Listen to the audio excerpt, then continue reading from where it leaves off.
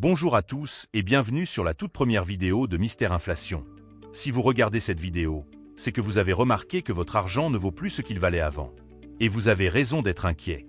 Actuellement, l'inflation en France dépasse les 5% sur de nombreux produits essentiels. Cela signifie une chose terrifiante.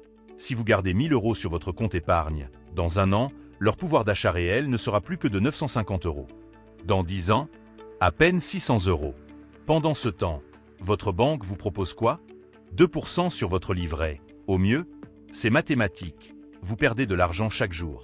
Mais je ne suis pas là pour vous faire peur. Je suis là pour vous donner les armes nécessaires pour combattre l'inflation.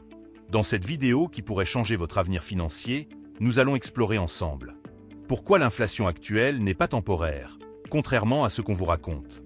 Les 3 erreurs fatales que font 95% des épargnants, même les plus avertis. Les 5 stratégies concrètes que j'applique personnellement pour non seulement protéger mon capital, mais le faire croître malgré l'inflation. Et je terminerai par un plan d'action en 3 étapes que vous pourrez mettre en place dès demain. Je m'appelle Mystère Inflation et ma mission est simple. Vous aider à préserver et développer votre pouvoir d'achat dans un monde où l'argent se dévalue constamment.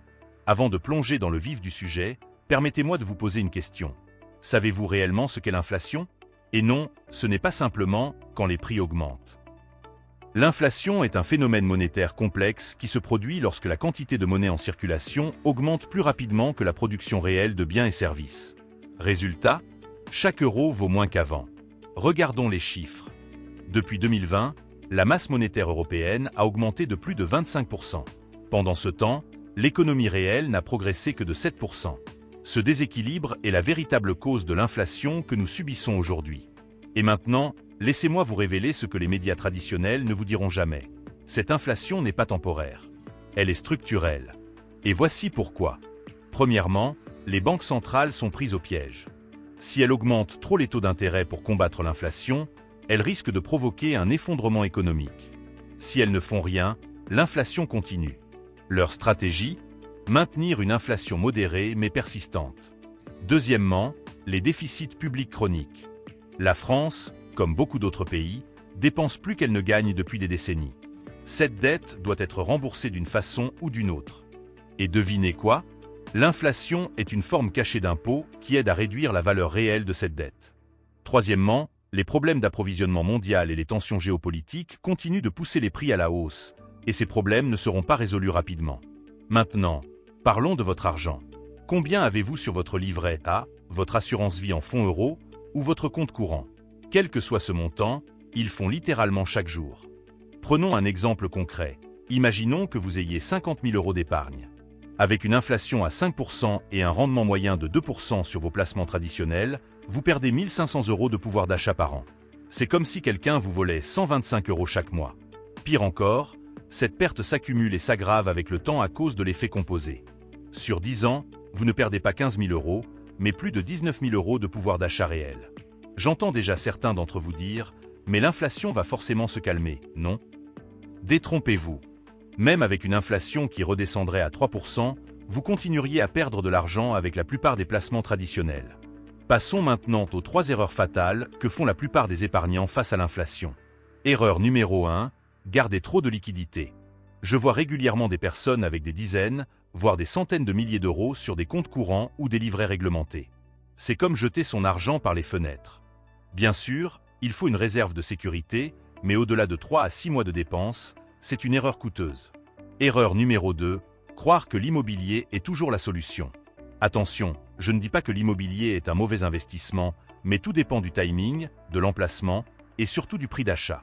Avec des taux d'intérêt qui ont fortement augmenté, la rentabilité n'est plus garantie partout. Erreur numéro 3, ignorer la diversification internationale. L'inflation ne frappe pas tous les pays de la même manière. En limitant vos investissements à la France ou même à l'Europe, vous vous exposez inutilement. Maintenant que nous avons identifié le problème et les pièges à éviter, passons aux solutions concrètes. Voici les 5 stratégies que j'utilise personnellement pour non seulement préserver, mais faire fructifier mon capital malgré l'inflation. Stratégie numéro 1, les actions de société avec un pricing power élevé. Il s'agit d'entreprises capables d'augmenter leurs prix sans perdre leurs clients. Pensez aux grandes marques comme LVMH, Apple ou Nestlé. Ces entreprises peuvent répercuter l'inflation sur leurs prix et maintenir leurs marges. Sur les 20 dernières années, Ces actions ont surperformé l'inflation de plus de 5% par an en moyenne. Je recommande d'y consacrer environ 30% de votre portefeuille anti-inflation, réparti sur 10 à 15 titres différents ou via des ETF sectoriels. Stratégie numéro 2, les contrats de participation au bénéfice des entreprises. Il s'agit d'investissements basés sur un partage équitable des profits, sans mécanisme d'intérêt fixe. L'avantage ? Vous participez réellement à l'économie productive tout en évitant certains risques traditionnels. Ces instruments sont disponibles via des fonds d'investissement spécialisés ou des plateformes de financement participatif dans l'économie réelle. Je recommande d'y consacrer environ 20% de votre portefeuille anti-inflation pour une protection équilibrée contre la hausse des prix. Stratégie numéro 3, les actifs réels tangibles. Il s'agit notamment de l'immobilier bien choisi, mais pas seulement. Je pense aussi aux terres agricoles, aux forêts et même à certaines matières premières. Ces actifs ont historiquement bien résisté à l'inflation car leur valeur est intrinsèque, contrairement à la monnaie fiduciaire.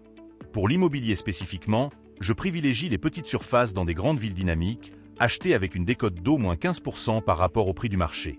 Cela demande de la patience et de la négociation, mais c'est possible. Je recommande d'allouer environ 25% de votre portefeuille à cette catégorie. Stratégie numéro 4. Les valeurs refuges traditionnelles, comme l'or et l'argent.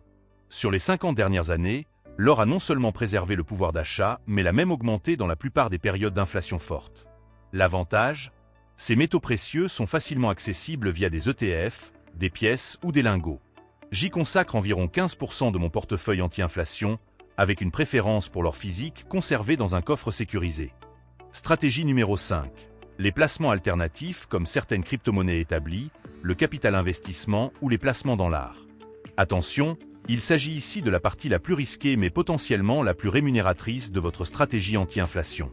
Pour les crypto-monnaies, je me limite à Bitcoin et Ethereum, avec une allocation maximale de 5% de mon portefeuille total. Maintenant, regardons comment ces stratégies fonctionnent ensemble à travers un exemple concret. Imaginez une épargne de 100 000 €. Avec mon approche, vous pourriez la répartir ainsi.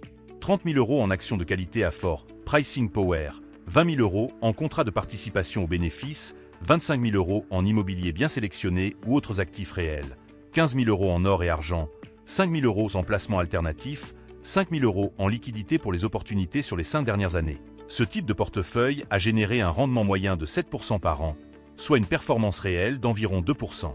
Après inflation. Cela peut sembler modeste, mais rappelez-vous, l'objectif premier est de préserver votre capital, pas de prendre des risques inconsidérés. Mettons cela en perspective historique. Durant les années 1970, période de forte inflation en Europe et aux États-Unis, les épargnants qui ont adopté des stratégies similaires ont non seulement préservé leur capital, mais l'ont fait fructifier, tandis que ceux qui sont restés en liquidité ont perdu plus de 50% de leur pouvoir d'achat en une décennie. Mais attention, toutes ces stratégies ne sont pas adaptées à tout le monde. Votre âge, votre situation familiale, vos objectifs et votre tolérance au risque doivent être pris en compte. Si vous avez moins de 40 ans et un horizon d'investissement long, vous pouvez augmenter la part d'actions et de placements alternatifs. Si vous approchez de la retraite, privilégiez les contrats de participation et l'or pour plus de stabilité. Si vous êtes déjà à la retraite, l'accent doit être mis sur les revenus réguliers, dividendes d'actions, loyers immobiliers et profits partagés. Pour conclure, permettez-moi de vous proposer un plan d'action en 3 étapes que vous pouvez commencer dès demain. Étape 1. Faites un audit complet de votre patrimoine. Combien avez-vous en liquidité, en placement financier, en immobilier? Calculez votre exposition réelle à l'inflation. Étape 2. Commencez par optimiser l'existant. Si vous avez trop de liquidités, réallouez progressivement ces fonds selon les principes que je vous ai exposés aujourd'hui. Étape 3. Éduquez-vous continuellement. L'inflation est un phénomène dynamique qui évolue. Les stratégies qui fonctionnent aujourd'hui devront peut-être être ajustées demain. N'oubliez pas que les informations partagées dans cette vidéo sont uniquement à titre éducatif et informatif.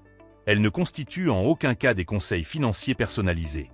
Avant de prendre toute décision d'investissement, je vous encourage vivement à consulter un conseiller financier qualifié qui pourra adapter ses stratégies à votre situation personnelle.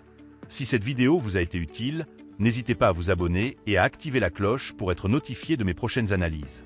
Je suis Mystère Inflation et ma mission est de vous aider à protéger votre argent contre l'érosion monétaire. Merci de votre attention et à très bientôt pour de nouveaux conseils concrets.